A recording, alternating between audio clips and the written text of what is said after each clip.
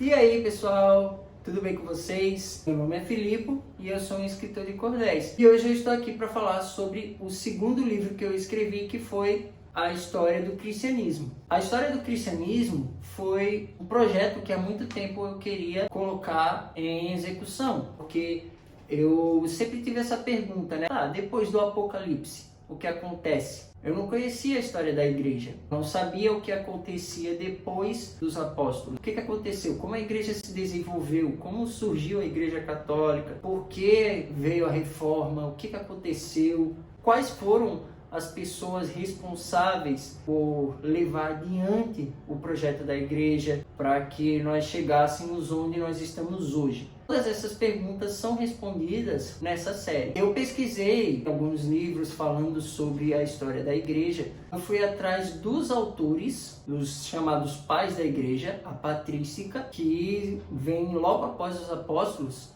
e que são responsáveis por liderar a igreja primitiva, por desenvolver os dogmas da igreja, por organizar os livros bíblicos. Eles realmente criaram o cânone da Bíblia, por atacar as heresias que tentavam se imiscuir ali no seio da igreja, enganar as pessoas, levá-las para caminhos tortuosos, né, que não são a ortodoxia, que não é a verdade do evangelho. A ortodoxia é o caminho correto, é o ensino correto da palavra de Deus. Então, muitas heresias tentavam tirar as pessoas da ortodoxia, que é o ensinamento correto. E com isso, eu fui pesquisando a vida e a obra desses autores e escrevendo sobre eles. Eu comecei com Clemente de Roma. É tido como o quarto papa da Igreja Católica, mas que, ao meu ver, foi simplesmente o quarto bispo de Roma, porque eu tenho uma visão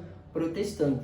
Então, ao meu ver, ele foi um grande teólogo que escreveu bastante naquela época, principalmente para a igreja de Corinto, e ele meio que continuou nas pegadas dos apóstolos. Aí depois dele veio Inácio de Antioquia, Policarpo de Esmirna, que foram os três primeiros, que inclusive estiveram com os apóstolos, chegaram a conhecê-los. Policarpo de Esmirna, por exemplo, diz a tradição que ele foi discípulo do apóstolo João. Isso faz com que esse pessoal tenha autoridade para ensinar sobre o evangelho e sobre os dogmas da igreja. Eles foram juntos escrevendo, combatendo as heresias e assim formulando aquilo que nós conhecemos como a ortodoxia ou o caminho correto. Eu fui escrevendo, acaba que hoje eu já tenho 6 capítulos terminados dessa obra, que foi o primeiro livro grande que eu fiz. Esse livro grande, como eu já expliquei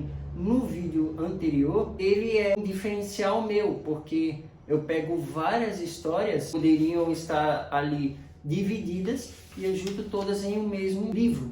Então, por exemplo, aqui você vai ver que tem 6 histórias: Clemente de Roma, Inácio de Antioquia, Policarpo de Esmirna, Aristides e Atenas, Justino Mártir e, por último, Irineu de Lyon e o gnosticismo, que é uma heresia daquela época. Todas essas histórias poderiam ser publicadas em cordéis separados. Essa era a ideia que eu tinha no começo. Mas aí um dia eu parei para pensar, não só os cordéis separados vendiam pouco, como também, se eu ficasse vendendo esses cordéis separados e a pessoa quisesse comprar a coleção inteira, sairia muito caro. Por exemplo, 6 cordéis daqui, todos eles pequenos, dariam R$30. Então, para a pessoa ter a história completa, ela teria que pagar R$30 ao invés de pagar apenas 10. E isso seria um grande desrespeito com o comprador, com o leitor, né? Porque ele ia estar realmente tendo que pagar muito por algo que ele poderia ter em um único livro.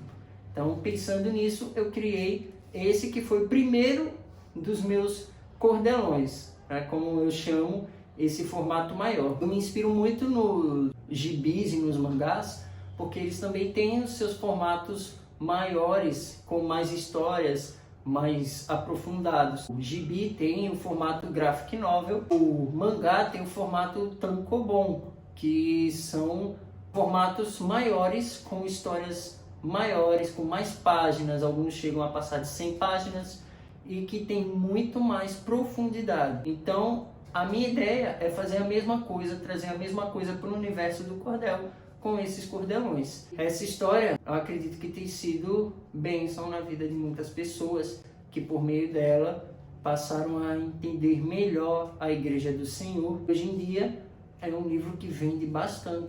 Entre os meus é um dos que mais vende e eu fico feliz porque Deus está me ajudando a passar a obra dele, né? A mensagem do Evangelho dele, a história da Igreja do Senhor aqui na Terra, por meio desse cordel, por meio da poesia. Então, pessoal, se vocês já leram a história, comentem o que vocês acharam aqui embaixo. Muito obrigado por assistir o vídeo até aqui. Não se esqueçam de curtir e compartilhar esse vídeo para que ele possa alcançar mais pessoas. Peço também que vocês se inscrevam no canal e ativem o sininho das notificações para ficar por dentro quando saírem vídeos novos. É isso aí, pessoal. Muito obrigado.